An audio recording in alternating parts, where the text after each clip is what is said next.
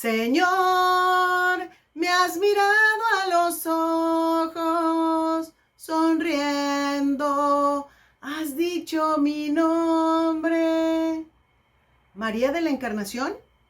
Si tu nombre es María de la Encarnación, María o Encarnación, estás en el canal correcto. Aquí, donde el Señor ha dicho tu nombre. Hoy vamos a conocer la vida de esta gran beata. ¿Qué significa beata o beato? ¿Sabías que María de la Encarnación tuvo 3 visiones con Santa Teresa? Quédate con nosotros y te voy a contar esta fabulosa historia. Pero antes, por favor, acompáñame a hacer una oración al Espíritu Santo para que nos acompañe. Espíritu Santo, dame agudeza para entender, capacidad para retener, método y facultad para aprender, sutileza al interpretar, gracia y eficacia al hablar, acierto al empezar, dirección al progresar y perfección al acabar. Amén. Bueno, después de haber hecho ya la oración al Espíritu Santo, vamos a empezar con la información de esta gran beata. ¿Qué significa beato o beata? Quizás lo hayas escuchado antes. Bueno, para que la Iglesia Católica pueda decir que una persona es santo o santa, hay un proceso de investigación. Y dentro de este proceso de investigación hay un nivel al que le llaman beatos o beatas. Este nivel es antes de que ya la Iglesia los declare santos o santas. Entonces, en esta parte del proceso, ahí es donde está María de la Encarnación. Quizás en otro video podamos explicar un poquito más detallado acerca de este proceso. Pero por lo pronto, vamos a hablar acerca de esta gran mujer. Pues resulta que los papás de María de la Encarnación tenían años casados, fervientes católicos, pero no podían tener hijos. Así es de que ellos prometieron que si tenían una hija, la iban a consagrar a María Santísima. Y así fue. Cuando la niña apenas nació, fueron y se la consagraron a nuestra madre. Cuando iba creciendo la niña, desde entonces se le miraba que era una persona muy inclinada a la religión. Ella quería ser religiosa, quería ser monja. A lo que sus padres le dijeron que no. Era hija única y ellos querían que se casara. Así es que ella dijo, bueno, si no puedo ser esposa de Jesús, espero en tener un buen marido y llegar a ser una buena esposa. Y así fue. Se casó con Pedro Acari. Este joven también era una persona muy fervorosa católica. Era también abogado y pues tenía un puesto importante en el Ministerio de Hacienda del gobierno. Un dato importante, Pedro pertenecía a una liga de católicos y en esta liga principalmente él ayudaba a todas aquellas personas que querían huir de Inglaterra porque pues había la persecución contra los católicos. Quien estaba en contra de este movimiento era el rey Enrique IV. Y como el rey pues ganó este tipo de problemas religiosos, pues entonces los desterró. Al desterrar a Pedro, nuestra beata fue hacia donde estaba el rey y le pidió que por favor regresaran a su marido del exilio y también que le regresaran sus posesiones, porque no solo los exiliaban, también les quitaban sus pertenencias. Tanto fue la valentía de esta mujer que hasta el rey se quedó admirado por ella. Entonces le dijo que su esposo podía regresar y María de la Encarnación pudo recuperar parte de todo aquello que le habían quitado. Pero ¿Cuál la admiración por esta mujer? Sí, esta era una mujer casada, con 6 hijos. Te voy a contar que 3 de los cuales hijas fueron monjas. Un hijo sacerdote y otros 2 buenos padres de familia. Tenía una familia muy, muy bonita. Entonces pasa el tiempo y ella de todas maneras, cuando estaba casada, atendía muy bien a sus sirvientas. No importa que eran las personas que le ayudaban en la casa, ella las trataba con caridad. Pero no solo a ellas, las sirvientas, sino que también les decía que vamos a orar. Oraban en la mañana, en la tarde y en la noche. Ayudaba a los necesitados. A quien tenía hambre le daba de comer. Ayudaba también con los enfermos. Y todo esto casada. Cuando pasa el tiempo, entonces fallece Pedro, su esposo. Queda viuda. Claro que con tristeza, porque logró ser una buena esposa. Sin embargo, ella sabía que tiene más tiempo para dedicárselo a nuestro Señor.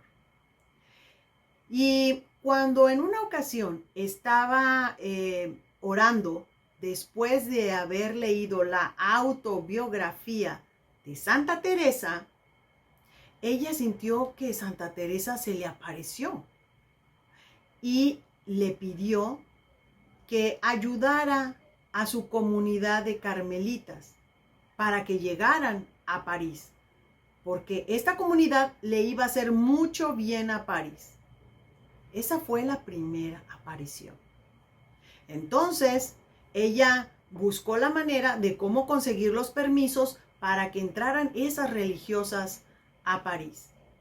Pero le dijeron que sí, no había ningún problema. Sin embargo, cuando ya estaba cerca la fecha de que vinieran las carmelitas, le volvieron a decir que no estaba autorizado de que entraran. Entonces, aquí viene la segunda aparición. Se le vuelve a aparecer Santa Teresa y le dice, tú no desmayes, sigue adelante. Ella le estaba diciendo que continuara insistiendo porque el bien que esta comunidad le iba a traer a Francia era en realidad sorprendente. Así es de que, ¿cómo le iba a hacer? María de la Encarnación escuchó que el obispo iba a venir a dar unas sermones en París. En este caso, estamos hablando de San Francisco de Sales. Hoy, San Francisco de Sales. En aquel tiempo, el señor obispo. Y ella, muy inteligentemente, fue a hablar con él y lo invitó a su casa. Al estar en la casa, le empieza a platicar que ella quiere pues apoyar para que venga una comunidad de carmelitas descalzas y lo que pasó con Santa Teresa. Él se vuelve su aliado. ¿Por qué? Porque era una muy buena idea traer a las carmelitas, pero también porque resulta que San Francisco de Sales era una persona que admiraba mucho la vida de Santa Teresa. Y había otra persona importante. El abad de los Cartujos era el padre confesor, en este caso de María Encarnación. ¿Qué es un abad? El abad viene siendo el monje líder de toda esa congregación.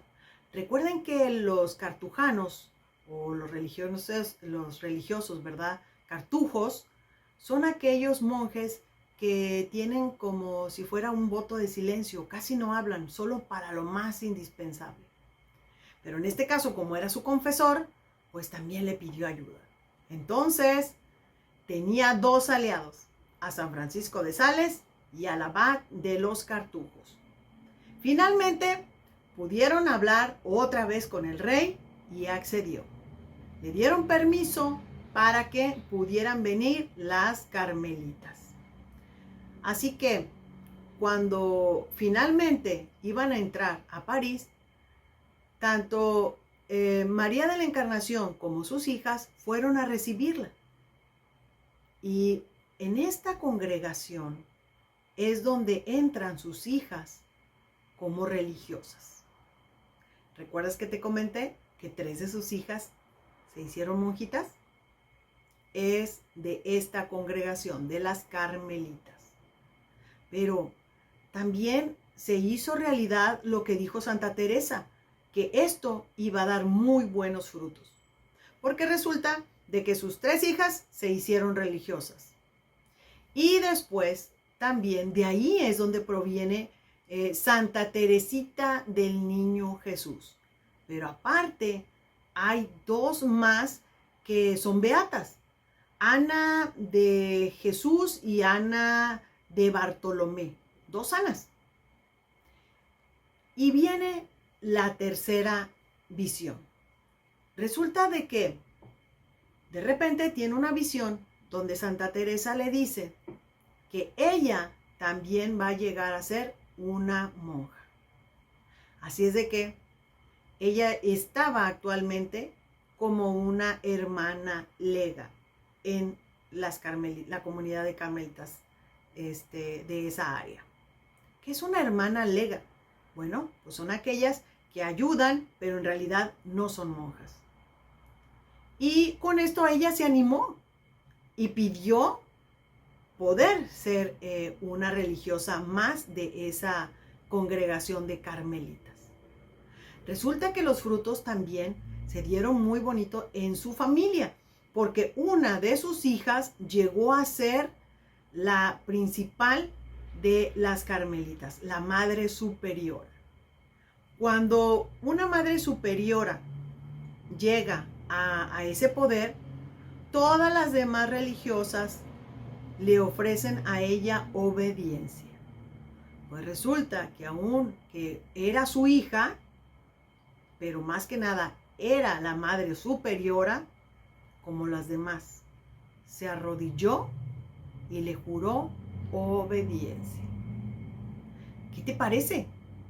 Aun cuando sea la mamá, ella le dio el lugar que debería ser importante, que era como madre superiora. Qué bonito.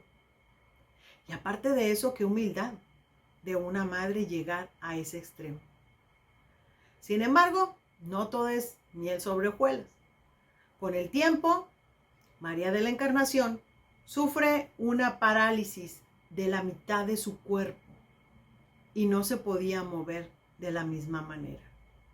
En sus últimos años padeció mucho de enfermedades y de problemas por esta complicación. Sin embargo, llegó a tener varios éxtasis. En esos éxtasis, ella platicaba con Dios. Y una de las hermanas de las religiosas le preguntó